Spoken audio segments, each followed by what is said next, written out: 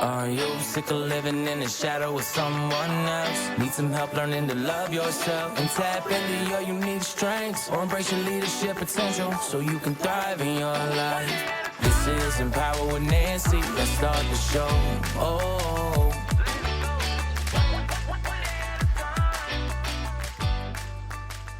Hello, beautiful souls. Thank you so much for listening to another episode of Empower with Nancy.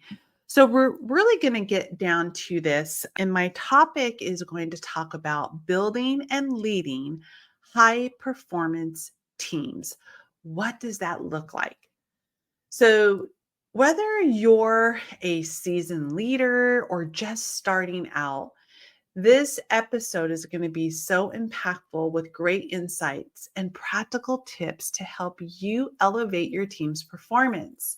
So, are you ready? Let's get started. I want you to embody this. Take your time.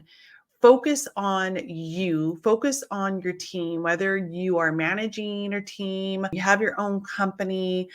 Building and leading a high performance team in all aspects, not just in sales, is super, super crucial. So, what makes a high performing team?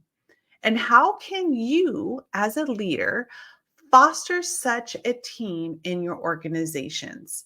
So, first, let's define what we mean by high performance team. These are really teams that are highly focused on their goals, consistently achieving superior results, and demonstrating an extraordinary collaboration and innovation. Let me repeat that one more time.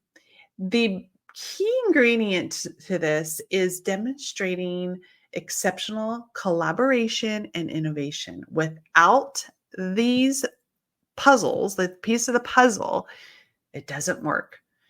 They don't just meet expectations, they exceed them when you're running a team in this situation.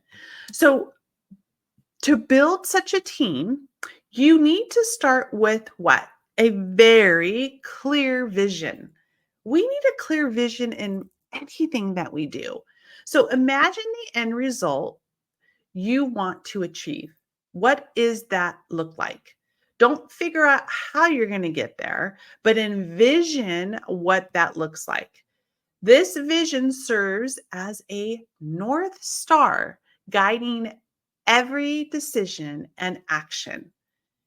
It's your job as a leader to communicate this vision clearly and passionately so that every team member understands and shares it with others, shares it with their coworkers, shares it with anybody that they get excited about sharing with. Make sense? So, when I was in corporate America running multi-billion dollar companies, it was important to focus on our goals and visions and make sure that everyone was aligned. If we were not aligned, I would pinpoint and figure out why. What are the missing pieces? Is it the team? Is it the staff? Is it the management? Is it just the process? Maybe, we need to tweak things around, but figure out to make sure that everyone's aligned. And I always thought that, I always led that our vision was to revolutionize our customer service experience, right? As I used to call it, rolling out the red carpet for our clients and staff. At first, it seems like it's a lofty goal, and people are like rolling out the red carpet. You're thinking, okay, operations against, sales, and no, we're sales, and so we make the money, and everyone just needs to roll out the red carpet for us because we make the money. No. So, red carpet at first, it seems like people may not be on the same mind frame. However, once you explain to them that the reason why we roll out the red carpet for our clients and for our staff and our coworkers is so that everyone is constantly reinforcing their vision. Everyone starts the buy-in. And that the customer service is so important. Attitude, communication. Without those two, no matter what you do, it can be disastrous if you don't have that. So rolling out that red carpet and making sure that the customer service is there, even within your own coworkers, right? If one person's not getting along with another, maybe they don't collaborate well. Figure that piece out, because we all, as a company within the organization, every single position for the organization, you all need to collaborate. And that is rolling out the red carpet for one another, keeping everyone motivated and constantly enforcing the mentorship. When we don't enforce the mentorship, then how can you have a phenomenal organization? So, next, let's talk about the trust and communication.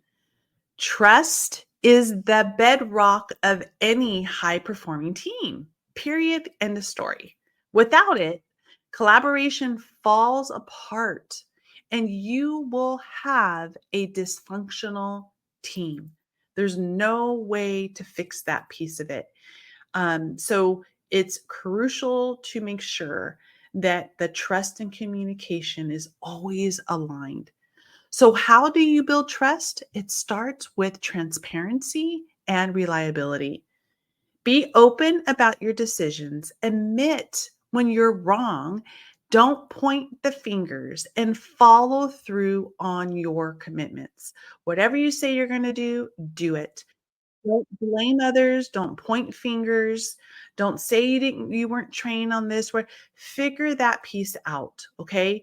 Stay focused on the task and motivate and mentor each other to achieve the goals.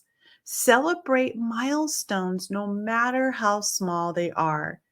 This is extremely important. If you start a mentorship and you get everyone excited and you're really building out the collaboration and communication and the trust, and you only start that for a little while and then you don't follow through with it, all of us, leaders, coworkers, and such, then again, you're going to have a dysfunctional team. So it's important to stay at task, the vision, the focus, the goal, and collaborate with everyone. Get everyone's buy in. Not everyone's going to be all on the same page. They may or may not like it, but you cannot make everyone happy.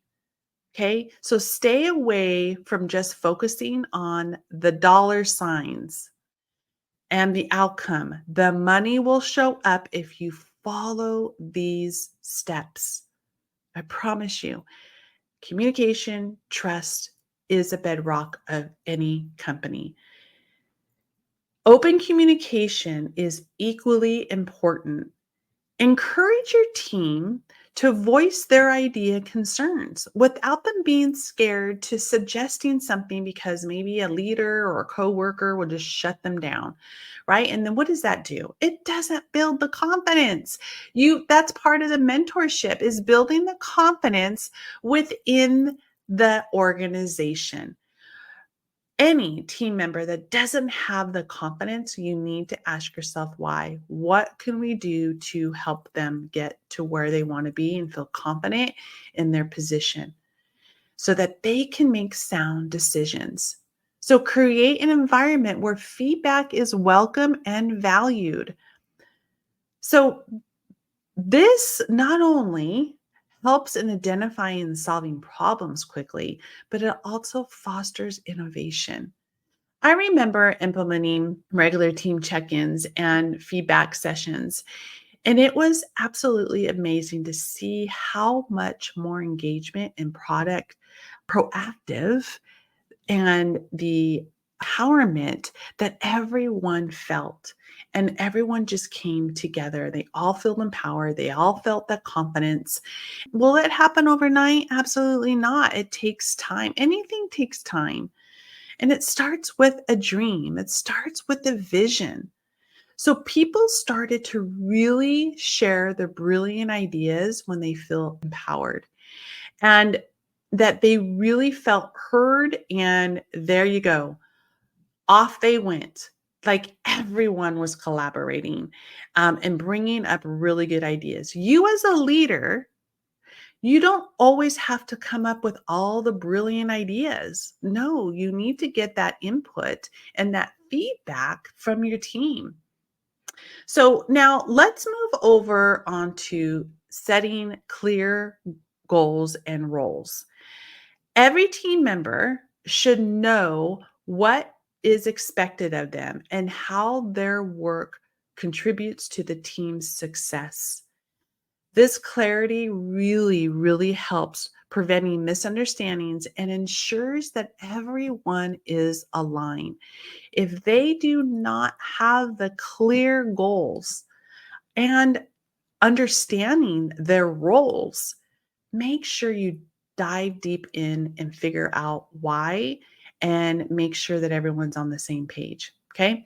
I'm going to go back to saying having a very clear job description, making sure that you have training materials, could be video training. Everyone should be cross training within the department. Don't have all your eggs in one basket. Don't make the one person that only knows HR, only knows how, to run a high performance team, sales team that understands the process within the organization in and out. Everyone should be on the same page and knowing each other's positions and roles and have a very clear understanding. So when setting goals, make sure they are SMART goals: specific, measurable, achievable, and relevant, and definitely time bound. This framework keeps everyone focused and accountable. Another key aspect is fostering a positive team culture. Again, another team aspect is to fostering a positive team culture. So celebrate successes, both big and small, and recognize and reward hard work when needed, right? This really boosts the morale and motivates everyone to keep pushing forward. When you don't recognize, people don't get excited to wake up in the morning and want to come to work. For my listeners that have been following me for over a year, I always say this: if you wake up in the morning and you do not feel empowered and fulfilled, ask yourself why. What can you do different? Why are you not aligned and feeling empowered? Also, don't underestimate the power of a little fun. So, team building activities, social events, and even small gestures like celebrating birthdays can really strengthen bonds and create a more cohesive team. Birthdays are important. There may be people that don't celebrate their birthday, but even if it's like potluck, or even for the people that are working remote, you can still do the same thing that you do as if you're in working and going into the work. Okay. So there's a lot of things that you can do online. When 2020 hit and I was in corporate America, I had to figure out how to keep everyone motivated, collaborating, making sure everyone was doing their work. And I will tell you, I was biting my nails, figuring out how the hell am I going to do this in 2020. But you know what? I didn't overreact. I wasn't so emotionally involved in it. I just figured it out and I got everyone's buy-in. It wasn't Nancy's way or the highway. It's getting everyone on the same page to make this fun and just making sure that everyone was doing the work. So finally, promote continuous learning and development. Encourage your team to take new challenges and come out of their comfort zone, learning new skills, and grow both personally and professionally, not just professionally. You know, doing anything well is so important to believe in yourself, to have the confidence, to love yourself, to continue self development, to do anything that you want to do good at is to start. It starts with you.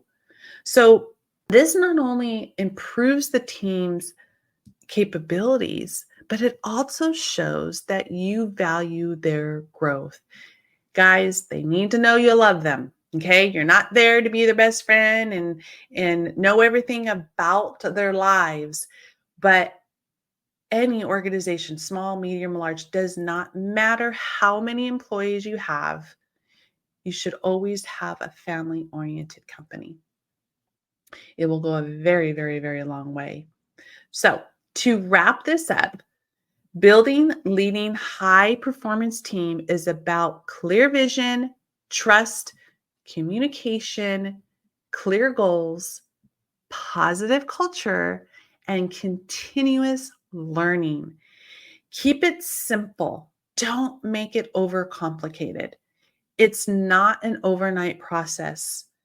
But with dedication and the right strategies, you can transform your team into a major powerhouse of productivity and innovation.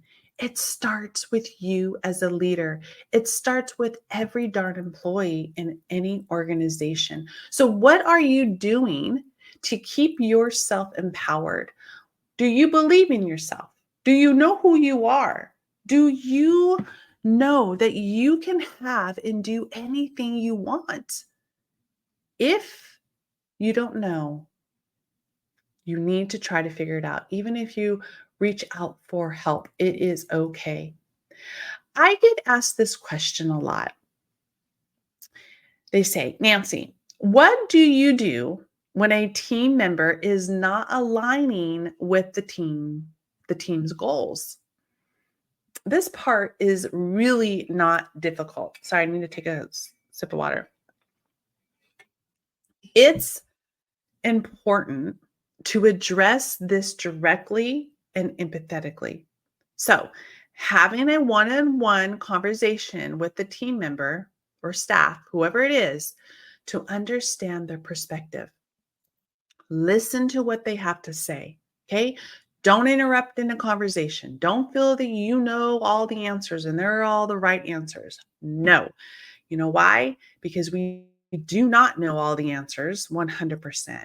And every single day, we are learning something new and we're learning from each other. So they might be facing different challenges when you're understanding their different perspectives that you're definitely not even aware of. You don't know what is going on with them. So clearly communicate the team's goals and the importance of their role in achieving them. Together, you can find a way to realign their efforts with the team's objectives. Thanks for listening and joining me today. I really hope that this found the insights and it was definitely helpful and inspiring to you. And remember, great teams are built on great leadership, and it starts with you. What are you going to do differently to realign your team to achieve their goals and vision? Until next time, keep leading with passion and purpose, with a phenomenal attitude, and build a phenomenal culture. Remember, you have control over the will and can make anything happen. You just have to believe. With gratitude, Nancy. Thank you for listening to my podcast. If you enjoyed this episode, please subscribe, leave a rating and review, and share it with a friend. To connect with me and get all the behind the scenes content, you can follow me on Instagram at empowerwithnancy and visit my website, empowerwithnancy.com, to learn more about how coaching with me can significantly enhance your life and business. Thank you for listening and have a wonderful day. See you next time.